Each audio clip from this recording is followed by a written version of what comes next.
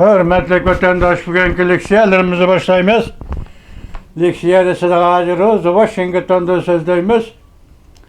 Bugünkü islağı 2022 yıl 10. ayının 3. günü, yani 3. oktyabr. Bugün vaziyet doğrusu değil. Kırvatsla, anlavatsla. Bunun da xeyli burun Rusya Federasyası'nın prezidenti Vladimir Putin atom yadro kurallarını kızgaldı. Endi aldığım günlerden başlap bu gepler köpeydi. Mesela Çeçeniye'nin Kadirov küçük kölemlik bir dairde Ukrayna'ga yadro kuralları işletiş için Prezident Vladimir Putin'e haydakçılık kılgan imiş. Ondan başka əməldarlarıma hem şundaq.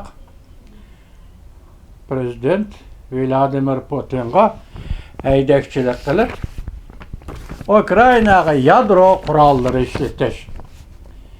Siz ayran kalısız. Tünügünki Çeçeniye mesela Rusya'da Yelitsin hukuk hakimiyet beşide turgan yıllarda 1999 yıllarda Yelitsin Çeçenler bilen elişkanda Çeçeniye Rusya'ya karıştı.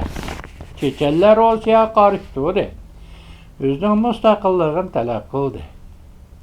Senin müstakillik talep kılışın bilen bugün Ukrayna milletinin müstakilliğini, Ukrayna'nın müstakilliğini qoğdışının oturuşu nemi farkı var? Ukrayna halkı özünün müstakilliğini qoğdavatıdı, özünün gururunu qoğdavatıdı, özünün vatanını qoğdavatıdı. Yaki bu bir noktadan aytqanda bir adalet, insaniyetke has bolgan bir adalet, bir milletke has bolgan ve adalet ve ahlak. Ukrayna halkı özünü qoğdavatıdı, vatanını qoğdavatıdı. Sen şu çağda şu vatan namıda, şu millet namıda, şu müstakillik namıda Çeçeniye Kadirov sen mi oturgu çıkıp nurgan kurbanlarını bəgən edin. Bugün nemişqa Rusya ile birleşip Ukrayna'ga yadro kuralları işletiş doğrusu da Prezident Vladimir Putin'e haydakçılık kıldın Kadirov. Esli mənisini aytqanda mening işencem yaki yüzdeki yetsi işencem noktayı nazardan aytqanda Kadirov Sadirov degenler bunda bir məni iş kılmaslığı gerek. Yani ismi Kadirov, Sadirovlu bolsa, yani bir ismi Pakistanovlu bulunduğun bolsa, bunda rahmetsizlik bilen özün koludaki Kur'an ve Kur'an akideleri karşı iş kılmaslığı gerek. Kaydı bu içe. Pakistan'ın vekili Birleşken Devletler Teşkilatı'da söz kılıp, fikir kılıp, Uygurlar meselesi Xitay'nın içki işi dige vaxtıda tüpey, lanet. Demek sen bir aldamcı. Beşindeki bök keyginin Müslüman degen nam bile aldamcılık kılıvatka aldamcı. Pakistan degen Kadirov Ukrayna'ya yadro kuralları işlet degen bolsa men işkinlerde şu derecede rencidim. Mene renciş hakkım var. Çünkü men adam, bir insan. Ukrayna halkı özünün müstakilliğini, müstakil devletini qollavatıdı. Endi sen bu şekilde yadro kuralları işiltimen dedim. Eğer insaniyetinin ahlakı çürüklüşüp Xitay bile Rusya'da muşu künye yetip kelgen bolsa bunun ki insaniyetinin yani nemi çağrısı var? Özünün yolu ile özünü baplaş deydiğen bir de çağrı var. Sen bu kuralını, yadro kurallarını Ukrayna'ya işiltimen desen başka teşvikperver Allah bunun qarab durmaydı ki. Şu ağzı nemi dedi? NATO'nun başlığı Stoltenberg nemi dedi? Prezident Vladimir Putin'e agahlandırıp eğer yadro kuralları işiltidiğen bolsan Rusya eğer akıbet kalıdı dedi. Çıraylık yani mulayim, mütedil cümle. Rusya eğer akıbet kalıdı deyip göster. Stoltenberg yana agahlandırıp Prezident Vladimir Putin dedi ki tevekkelçilik kılma dedi. Tahlilçiler nemi dedi? Mundaq dedi. Agar Rossiya Ukraynaga yadro qurolları bilan zarb bermoqchi bo'lsa, NATO derhal bayqab qilib avval qo'l soladi dedi. Bu tahlilchilarning tahlili vatandaş. Agar Rossiya Ukraynaga yadro qurolları, atom qurolları ishlatadigan bo'lsa, o halda NATO avval bayqab qilib, avval qo'l soldi. Men dedi qo'ra. Demak, o'zining yo'li bilan o'zini boplash. O'zining yo'li bilan o'ziga zarba berish.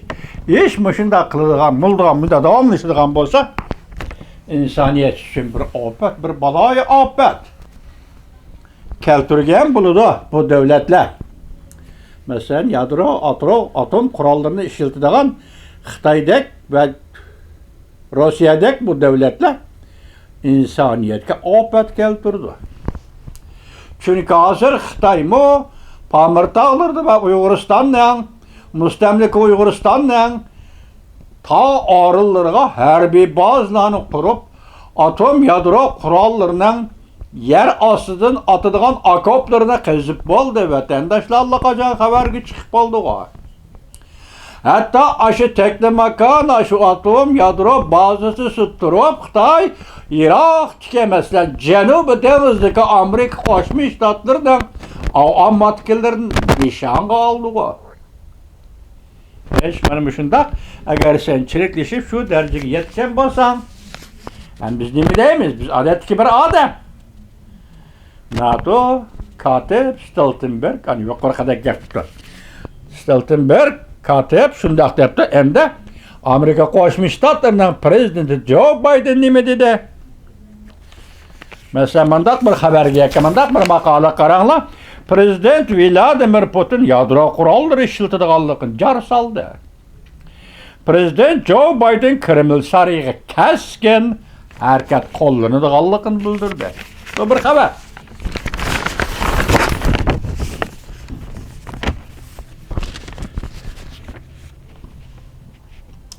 Hozir navbatda Amerika Qo'shma Shtatlarining prezidenti Joe Biden Vladimir Putin yadro populisiga javob qaytardi. Haftalik xabarlar jurnali 10-oyning 1-kuni xabardor kishilarning so'zlaridan naql keltirib, mundaq ko'rsatdi. Prezident Joe Biden mundaq ko'rsatdi. Rossiya har qanday yadro qurollari ishlatadigan bo'lsa, Amerika qattiq javob qaytardi. Lekin avval boshqa bir usulda javob qaytardi. Atom bilan yadro bilan qaytardi emas Amerika Qo'shma Shtatlari. Amerika Qo'shma Shtatlari o'zi biladigan boshqacha bir usul bilan javob qaytaramiz dedi prezident. Joe Biden tahlilchilar mundaq hisobladi. Prezident Joe Biden yadro davlat Rossiyaga boshqacha usulni qo'llanganda balkim Kreml sariyiga zarb berishi mumkin.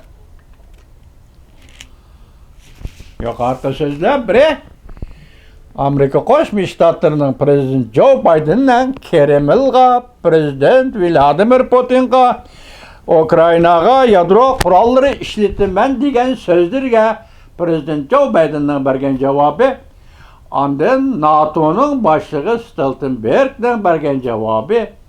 Tahlilchilar nima dedi? NATO bayqab qoladi. Bayqab qolgan aman qo'l soladi.